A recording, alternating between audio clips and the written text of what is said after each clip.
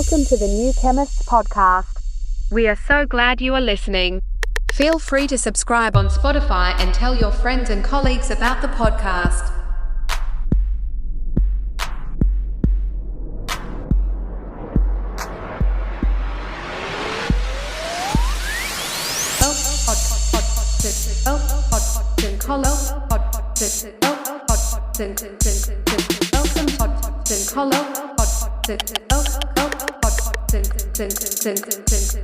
Welcome podcast and follow your friends and colleagues about the podcast.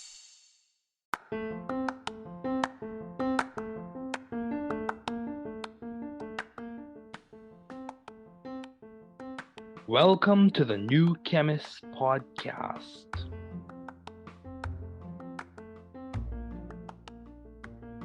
Bienvenidos al podcast del nuevo químico. Καλώς ήρθατε στο podcast του New Chemist.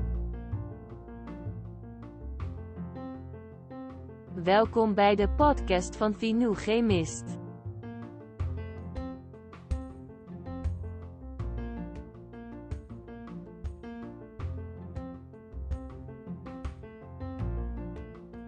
Bienvenue sur le podcast du nouveau chimiste.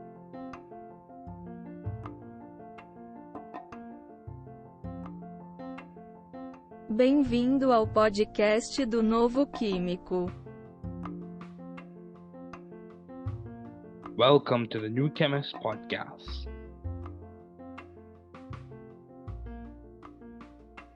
Work hard.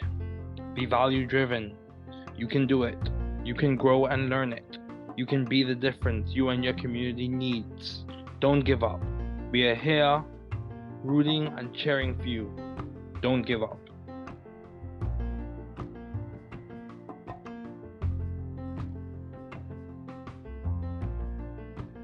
Travaillez dur. Soyez axés sur la valeur. Tu peux le faire. Vous pouvez grandir et l'apprendre. Vous pouvez être la différence dont vous et votre communauté avez besoin. N'abandonnez pas. Nous sommes ici pour vous encourager et vous encourager. N'abandonnez pas.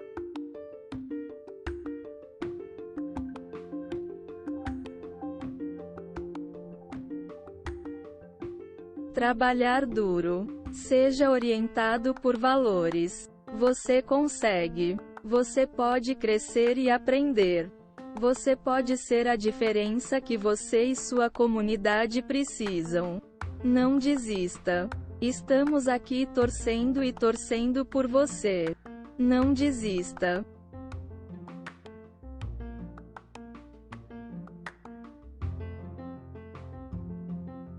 Δούλεψε σκληρά. Να οδηγείτε στην αξία. Μπορείς να το κάνεις. Μπορείτε να μεγαλώσετε και να το μάθετε.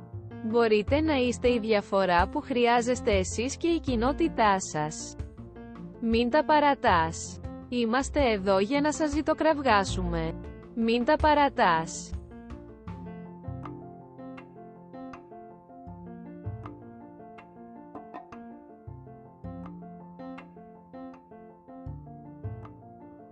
Trabaja duro. Sea impulsado por el valor. Puedes hacerlo. Puedes crecer y aprenderlo. Usted puede ser la diferencia que usted y su comunidad necesitan. No te rindas, estamos aquí animándote y animándote. No te rindas.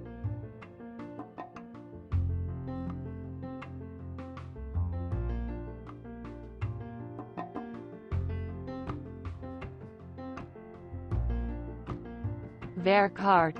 Wees waardegedreven. Je kunt het. Je kunt groeien en leren. U kunt het verschil zijn dat u en uw gemeenschap nodig hebben. Geef niet op. We zijn hier om voor je te roten en te juichen. Geef niet op.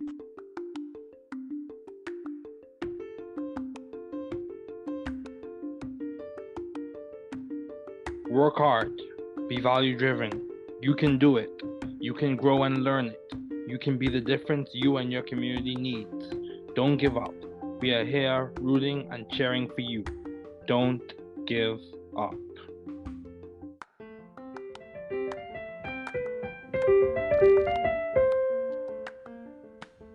Thanks for listening. We're glad you were able to tune into this podcast. Once again, this is The New Chemist, where we discuss chemistry, which simply put is the science of change, as well as the other sciences, careers, community, research, and COVID-19. Thanks again for listening. Note, the views on this podcast represent those of my guest and I.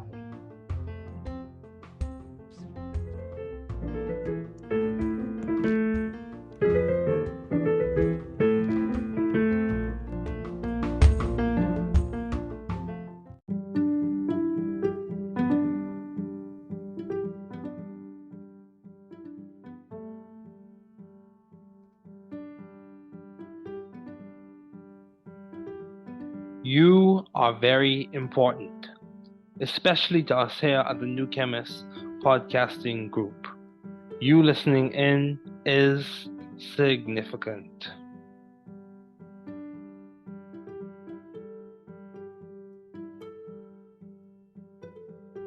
Vous êtes très important, surtout pour nous ici au New Chemist Podcasting Group. Votre écoute est significative.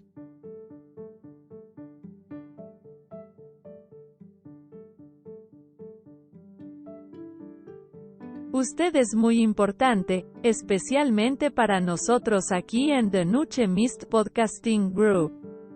Usted escuchando, es significativo. Você é muito importante. Especialmente para nós do The New Chemist Podcasting Group. Você ouvindo, é significativo.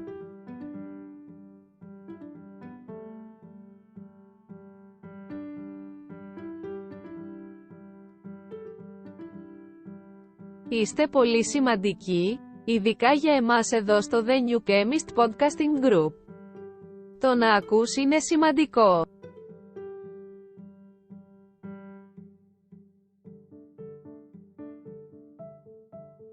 Sie sind sehr wichtig, besonders für uns hier bei The New Chemist Podcasting Group.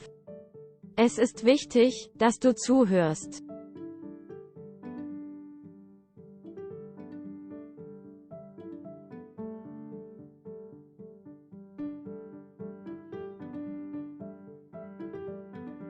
Je bent erg belangrijk, vooral voor ons hier bij The New Chemist Podcasting Group. Dat je meeluistert, is veelbetekenend. You are very important, especially to us here at the New Chemist Podcasting Group. You listening in is significant.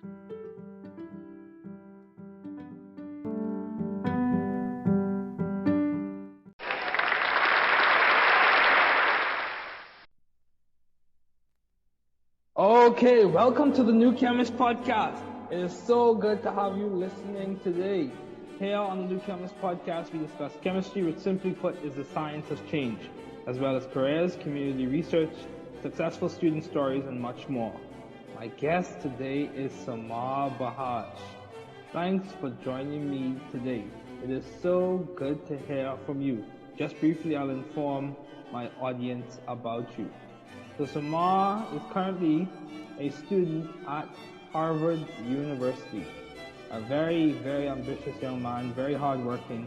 So I'll just give you some quick snippets, snapshots of his work so far. He has a Phi Beta Kappa, a National Student Leadership Foundation Scholar, Editor-in-Chief of Synthesis, President of World Pre-Health Conference, Student Academic Integrity Fellow, Harvard College Honor Council. He has served as former chair for the Kennedy School Institute of Politics Health Policy Initiative, a John Harvard Scholar. He also served, so some of his experiences include serving as a research and policy intern at the Centers for Medicare and Medicaid Services. He's also served as a Washington, D.C. reporter for STAT, a teaching fellow and research fellow at Stanford, a founder and host of That Medic Network, and a research fellow at Mass General Hospital. He is definitely very accomplished. He has been named 40 under 40 in cancer.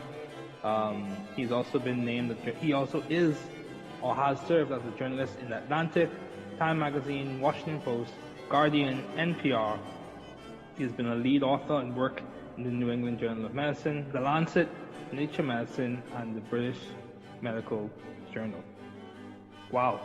So yes, Simar, it's definitely a treat to have you on this podcast today. You have done a lot of work and you earned your stripes. You're earning your stripes. So thank you again for joining me. So as we get started, what have been your long-standing interest in the field of science and communication? Yeah, no, thanks David for having me. I really appreciate the opportunity. I've been interested in science and medicine for the longest time, ever since I was 9, really, and sort of interested in healthcare, health equity specifically, and sort of this notion of medicine as treating everyone equally because it's the patient in front of you. Of course, the reality of medicine is much more complicated and nuanced, and that came with time. But I think it's reinforced in me a couple things. One is that there is sort of the power of medicine to heal, right? I mean, that is essentially the function, and it's a beautiful function. I don't think there's many professions where you have that opportunity to serve your fellow human being, fellow man, fellow woman in that way. And second, it sort of emphasizes to me the rift between science and the public. I think as researchers, both of us, we know very well how to communicate to other researchers. We do that through journal articles, we do that through conferences, and we can get very good at that. I think what's more challenging, but potentially more important, is communicating with patients, communicating with the lay public.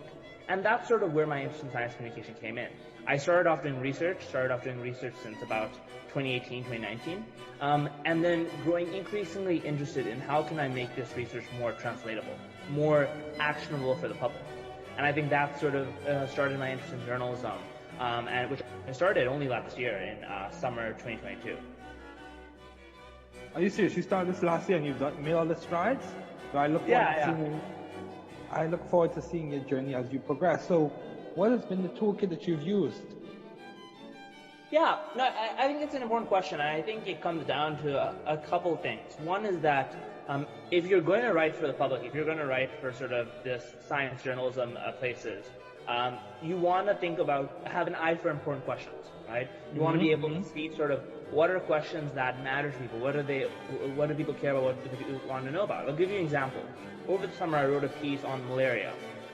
Malaria in Florida and Texas. There was these recent 5 cases of locally transmitted malaria across the states, and it was something people were worried about, right? So the piece I wrote was a simple explainer, trying to understand what this means, why people shouldn't necessarily worry, but what precautions they could take. And it was, enormously well read, right? Because it spoke to what people cared about, what mattered to them, right? So one thing is you want to make sure that you have an eye for important questions and you're able to write about it in a way that's clear and compelling. That's the second thing, right? Being able to write about it in a way that's clear and compelling. Because you can write about the greatest idea, but if it doesn't mean much to the average person, right? Then it's no good to anyone. So all that is to say is I think those are 2 really important toolkits, right? Eye for important questions, writing about things in a clear and compelling way. I think there's also just grit that comes as the third part. Of course. Because I said I started in summer 2022. I started off doing freelance journalism. Why did I do freelance? Because every journalism internship I applied for rejected me. So freelance was the last resort, right? Doing it on my own. And it meant that I was over that one summer, I was sending probably 500 to 1,000 cold emails, right, to different editors, trying to get them to listen to what I had to say, get them to give me a chance, right? That's very good, dude. So I think it takes that sort of willingness to push forward through rejection after no response, because you only need one yes, and then one becomes 2 and 2 and 3 and so on. Yeah, I agree. You need to get your foot in the door. That's very commendable, dude. Over 500, you said 500 to 1,000 cold emails? Yeah. Dude, that's interesting, dude. Because I wouldn't say I sent like 500 to 1,000 cold emails, but that same approach to being very tenacious, I employed the same thing. When I was at Georgia Tech and I tried to get a research position, given that I was new to Georgia Tech, as well as in other places as well, but specifically in Georgia Tech, this is where I employed that same thing.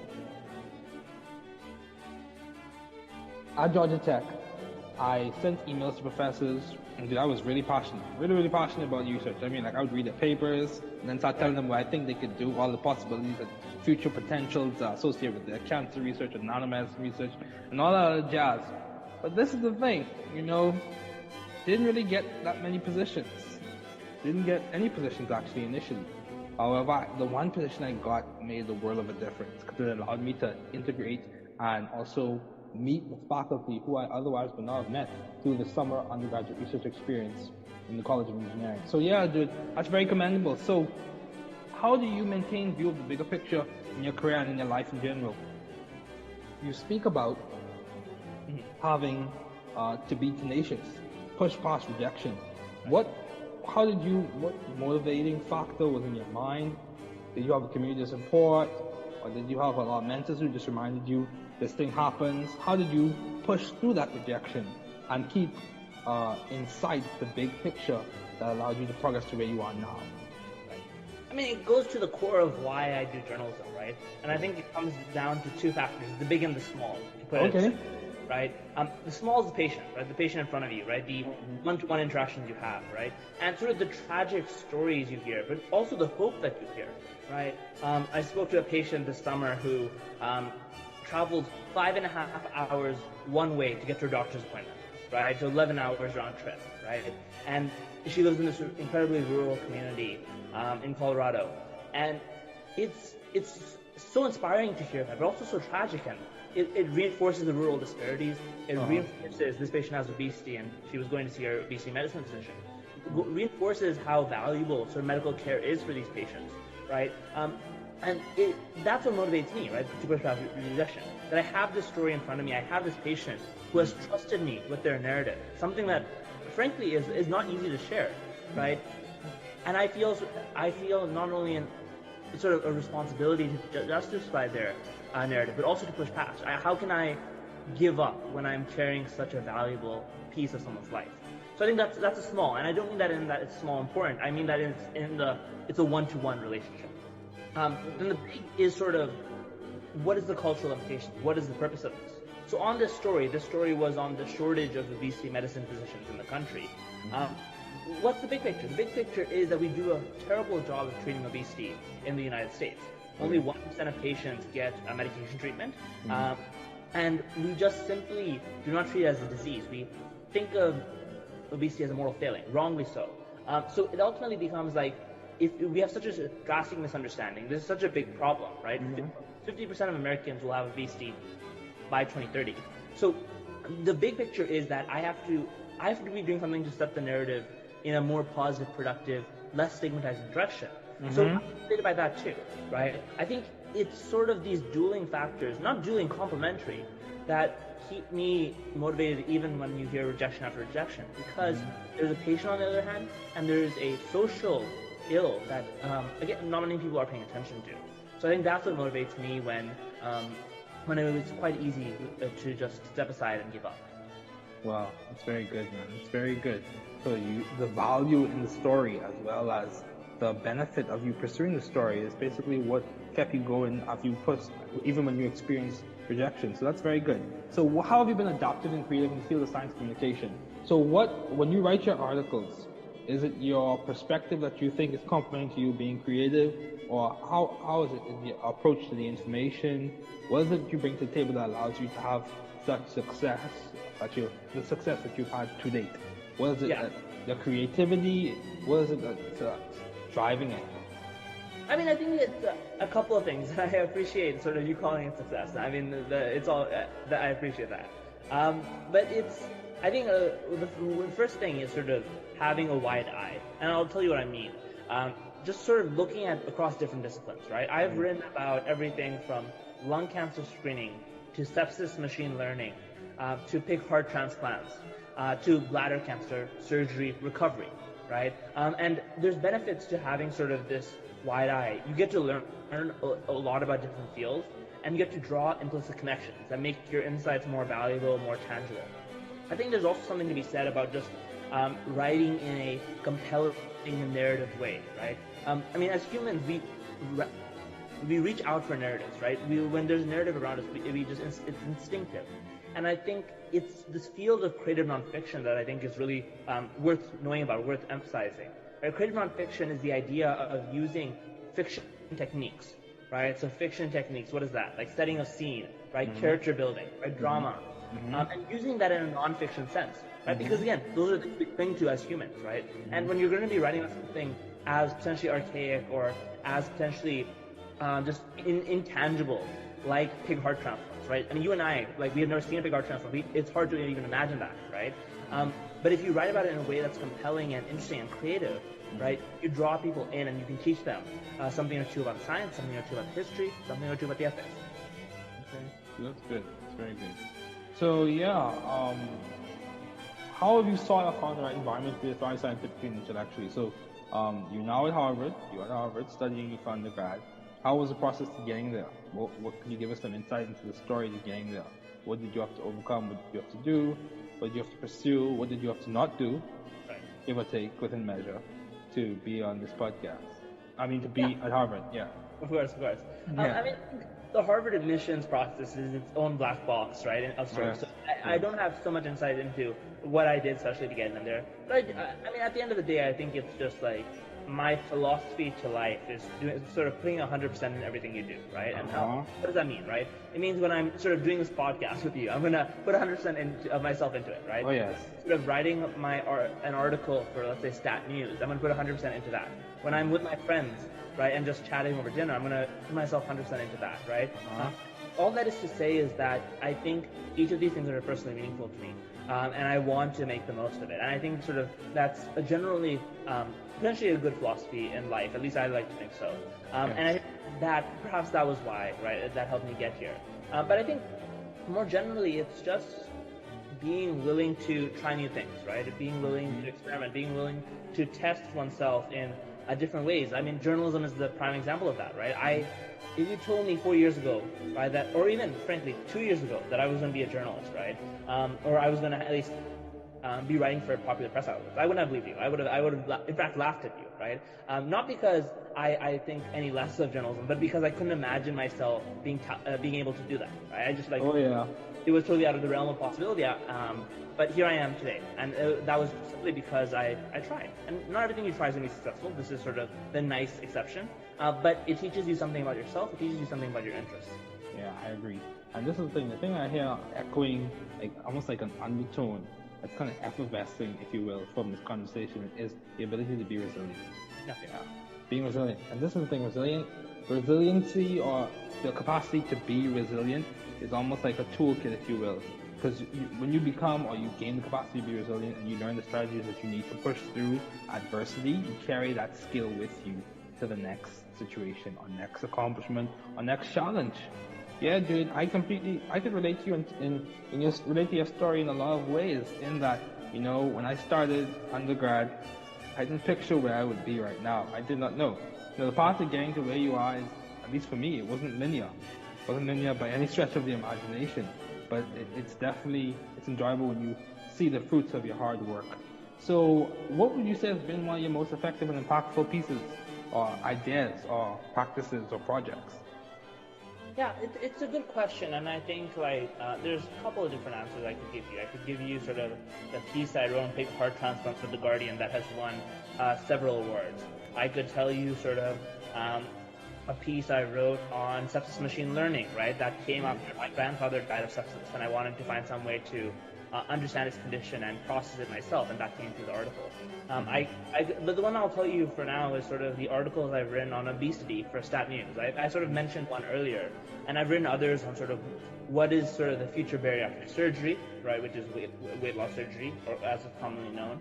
I've written another one on sort of what my doctors do, given that these new weight loss drugs seem to have some protection of the heart. They help protect the heart and against major cardiovascular events. And I think the reason why those are so personally meaningful to me, and I hope impactful, is that again we're sort of dealing with these enormous stigma against patients with obesity, right? These people that are frankly, I mean, some of them who are just trying to find treatment, just trying to find dignity and respect in our society. And the power of journalism to me is not just in telling stories, right? We can tell stories in Campfire, right? And that's valuable, but it's not just in telling stories, it's in the opportunity to change culture. It's in the opportunity to shift policy. I'll give you a couple of examples of that, right?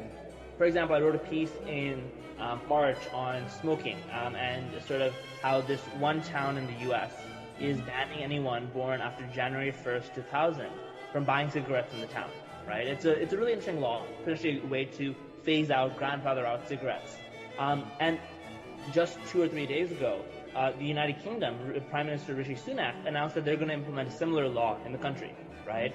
I'd written this piece in The Guardian, right, a major British newspaper. It's possible that one of his sort of cabinet members or Prime Minister Sunak read it himself, and maybe that influenced his decision. So I think journalism is, there's 2 lessons from that anecdote. One is that a lot of journalism is just throwing things out into the ether, right? I will never know, frankly, if Prime Minister Sunak read my article, right? It's possible. Maybe, but unless I mean that, it's so. But I think I don't need to know. I think the emphasis is I don't need to know, right? Okay. I've spread my information in a wide audience, read by hundreds of thousands of people, right? And I have faith that it will influence policy, and I've taken the steps to try to put it into the hands of policymakers, sending it, emailing it to people in the UK, people in Australia, other people who are considering this law. So all that to say is that it's sort of the benefit of that one-on-one approach that a doctor might take, right? Where you're able to really help a patient, you're really able to touch their life in a meaningful way. And the benefit of the journalistic approach, where maybe you won't have as sort of personal connection, right? Or as sort of immediate of an impact, but you have much more scale. And I think you need to do both. Wow, dude, that's very good. Very, very good. Like, your persistence in that you email it directly to the people. That's good, man. This is good. Yeah, that's very good. So, how do you maintain a balanced life given all your responsibilities and accomplishments? So, what practices have you implemented as a student? You said you're a senior, right? Correct? Senior? Yeah, so you're a senior at Harvard. How do you maintain balance? How do you make time for the fun, the hard work, the future goals, and still keep a smile? How do you do all of that? Smile is important. You can do all 3 and not have a smile. A smile is important. There's plenty of people who work hard but have trouble being happy. Isn't that something? Yeah. I mean, I think it goes back to something I was saying earlier about that 100%, right? And I really try to bring 100% to everything I do, right? And I don't do it, the obvious question is then, Simar, when do you have time for yourself? And I think for me, the work that I do, I've deliberately selected it. I've deliberately chosen it because it energizes me. It's meaningful to me, right? In a way that is hard to quantify, right? Where other people might be, tired or exhausted by the work. I feel even more energy, right? I'm doing some of these things, right? Because I think, again, it comes back to big and small, right? I have sort of a very clear understanding of why I'm doing what I'm doing and what the purpose is. And that is motivating. Now, it means that sometimes I have to make a sort of sacrifice. I have to decide whether I'm going to do X or Y. I frankly can't do it all. But I don't propose that I can. So the question then becomes is that things come in phases, right? Maybe today I won't be able to go play tennis with my friends because I have this paper revisions that are due tonight, right? So it's talking back and forth and giving yourself grace when you're not able to sort of do everything that you might want to do, or giving yourself grace when you might have to pull out something that you really wanted to do.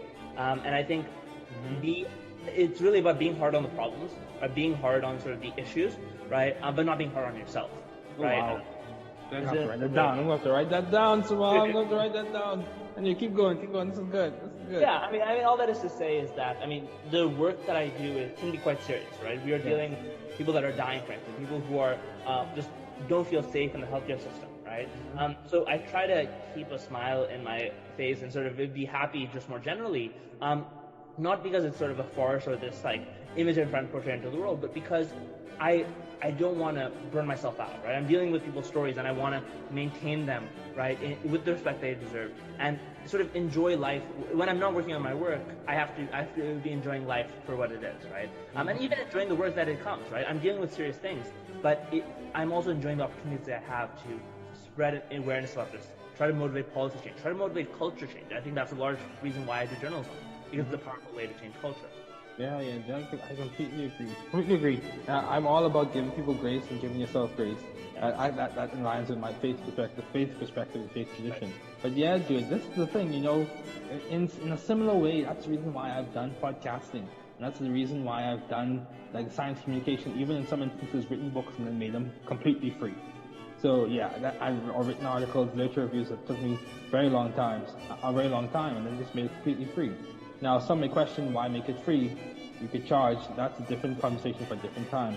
But the purpose of all of this has been towards changing the way people perceive chemistry education and chemistry concepts, to make it more accessible, to make the correct insights, salient information from people like yourself, people like Dr. Langer, people like Dr. Marianne Brown, people who are big players or who will be big players like yourself in the science community, having them share their strategies and insights and methods of processing and methods of decision making and methods of going through transitions in their careers and in their personal life so that other people can benefit from it.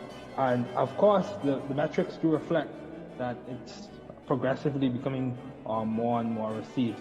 But so how do you maintain teamwork and vision in your classroom and in your workspace, in your projects? Do you have collaborators often, or is this primarily the work that you do by yourself? I mean, everything I do is a team effort, right? There's nothing I do that's on my own, right? Are you sure? You sure? You seem like you could do it yourself, man. Everything comes down to a team, and I think. Oh my goodness. I think like sometimes people ask me, Simar, how do you do all that you do? Because I'm not doing it alone, right? I'm doing it as part of a team. It takes a village, right? And I mean, I'll give you a couple of quick examples, right? In every research paper, there's not a single research paper I've done where I'm the sole author, right? It's always as part of a team. I'm always leveraging other people's insights. I'm learning from them. Hopefully, they're learning something from me as well, right? It's a shared dialogue. On my journalism, right? I might be the person that's listed on the by Simar Bajaj, but really there's an editor who has been my sounding board, has been editing my piece, thinking through the structure. They're my sources who have informed me. I mean, journalism is really an opportunity in humility, right? It's a class in humility, because in every conversation I go to, I'm the least knowledgeable person in the room, right? So it really teaches you how to learn and listen, right? And bring them into the conversation. It's a team effort. It's not just the journalist writing about someone. It's a journalist writing with someone. And I think that's sort of like the teamwork is ultimately essential, because there's only so much I can do. There's only so much that I want to do just with my expertise alone, right? There are unique synergies and unique opportunities to partner and make something that's bigger than the sum of its parts. So I think all that is to say is that the teamwork comes in every aspect of my life, and I couldn't be here without sort of like a village, literally a village of people behind me. That's good. The differentiating aspect of collaboration, or the synergistic aspect of collaboration. That's very, very good, man. That's very good. In that, collaboration. I like what you said. You said it's a class act in humility, in that you are speaking with people who have a degree of expertise that you may not have at this time. And that's many times the case with these podcast interviews.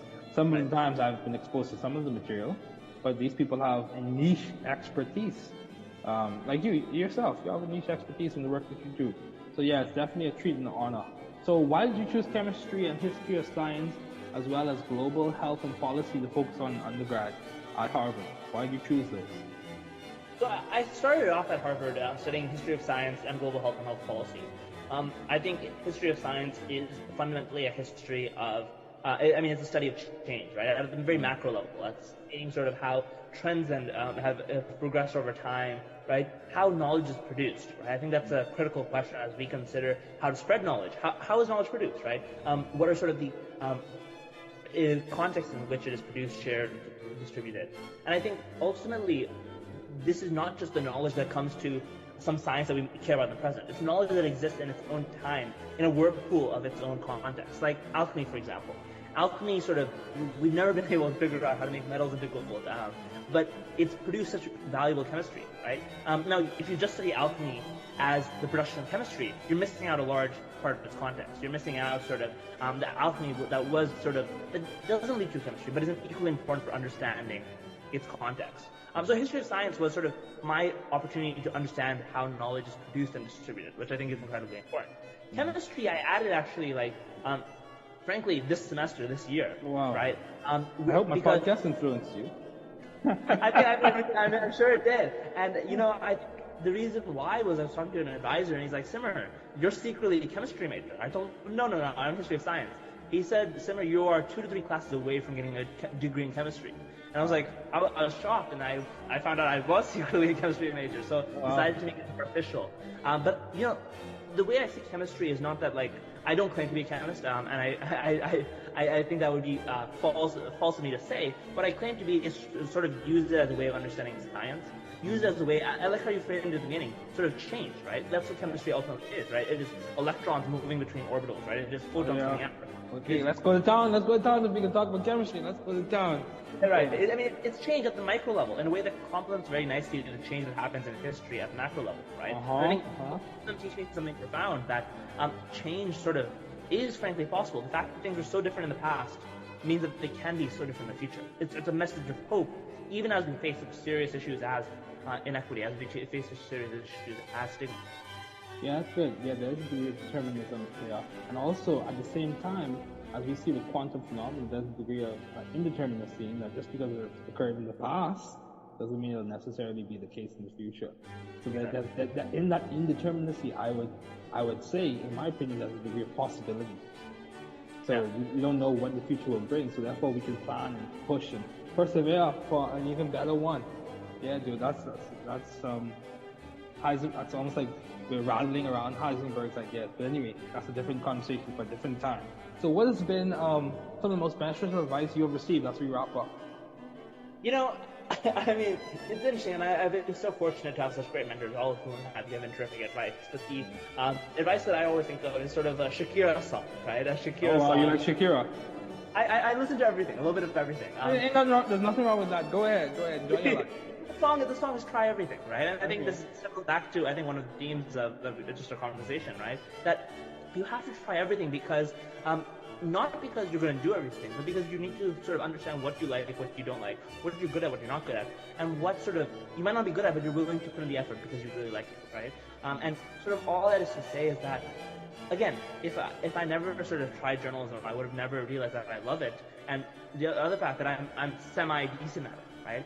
And I think that I've tried a bunch of things. I've tried 100 different things, right? I always like to tell friends about the story where freshman year at Harvard, they have a club fair, and I signed up for 20 different clubs, right? And I just actively attending all the clubs, right? And I mean, most people would say that's crazy. I mean, and I do think that's crazy. I don't recommend it, but I think it was important for me in the moment to understand what is valuable for me, what do I want, what do I like, what I don't like. And I think ultimately, when you have sort of that opportunity to reflect, it's powerful. Yeah, dude, this is good. So, Simar, thank you so much for joining me today. I wish you all the best in your studies. I look forward to seeing the nature and science papers, and who knows, the Pulitzer Prize that you may win in the future. So take care, and all the best.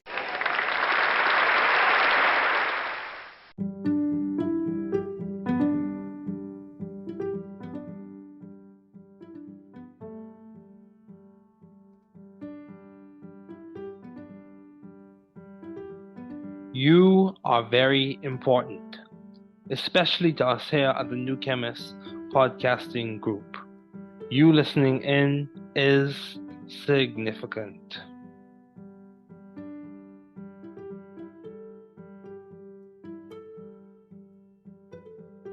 Vous êtes très important, surtout pour nous ici au New Chemist Podcasting Group. Votre écoute est significative.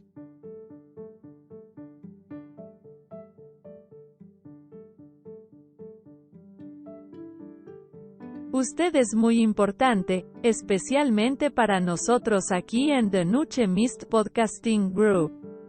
Usted escuchando, es significativo. Você é muito importante. Especialmente para nós do The New Chemist Podcasting Group. Você ouvindo, é significativo.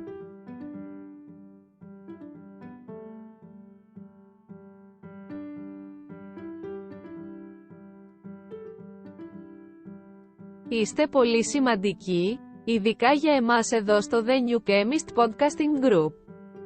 Το να ακούς είναι σημαντικό.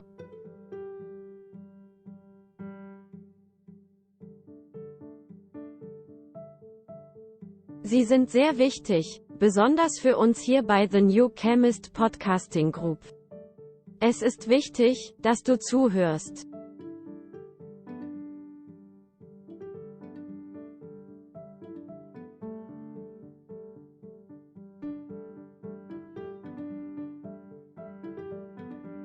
Je bent erg belangrijk, vooral voor ons hier bij The New Chemist Podcasting Group.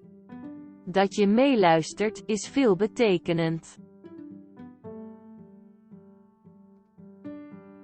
You are very important, especially to us here at the New Chemist Podcasting Group. You listening in is significant.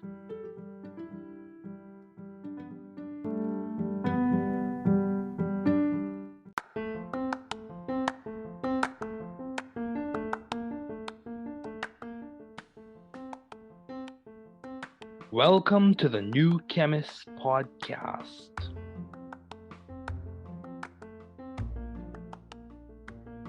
Bienvenidos al podcast del nuevo químico. Καλώς ήρθατε στο podcast του New Chemist. Welkom bij de podcast van The New Chemist.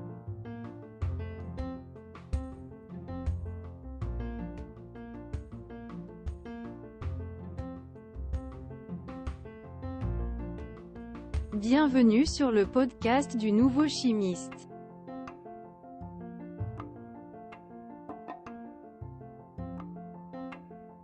Bem-vindo ao podcast do novo químico. Welcome to the New Chemist Podcast.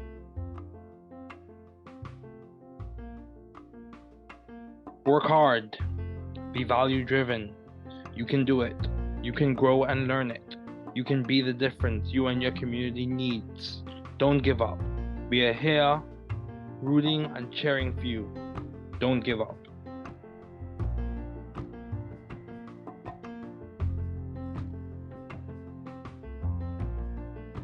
Travaillez dur.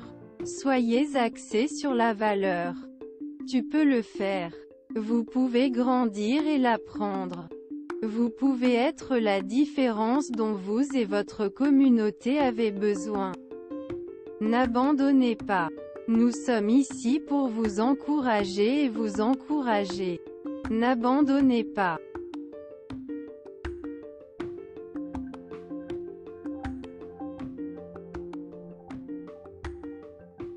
Trabalhar duro. Seja orientado por valores.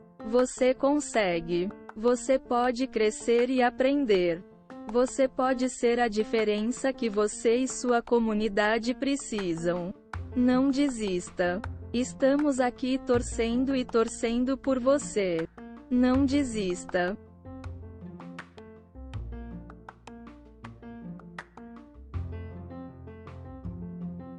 Δούλεψε σκληρά. Να οδηγείτε στην αξία. Μπορείς να το κάνεις. Μπορείτε να μεγαλώσετε και να το μάθετε. Μπορείτε να είστε η διαφορά που χρειάζεστε εσείς και η κοινότητά σας. Μην τα παρατάς. Είμαστε εδώ για να σας ζητοκραυγάσουμε. Μην τα παρατάς.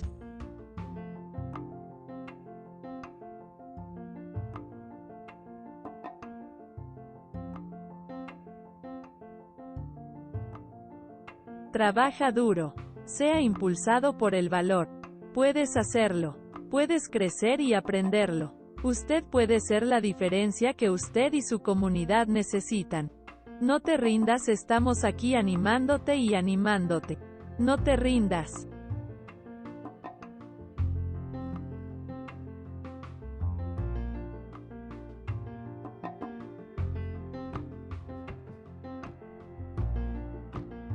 Werk hard. Wees waardegedreven. Je kunt het. Je kunt groeien en leren. U kunt het verschil zijn dat u en uw gemeenschap nodig hebben. Geef niet op. We zijn hier om voor je te roten en te juichen. Geef niet op.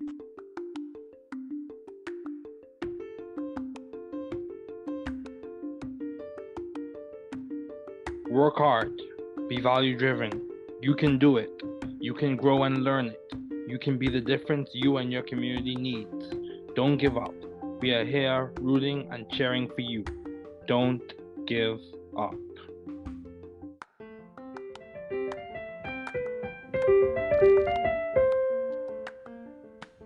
Thanks for listening. We're glad you were able to tune into this podcast. Once again, this is the New Chemist, where we discuss chemistry, which simply put is the science of change, as well as the other sciences, careers, community, research, and COVID-19. Thanks again for listening. Note, the views on this podcast represent those of my guest and I.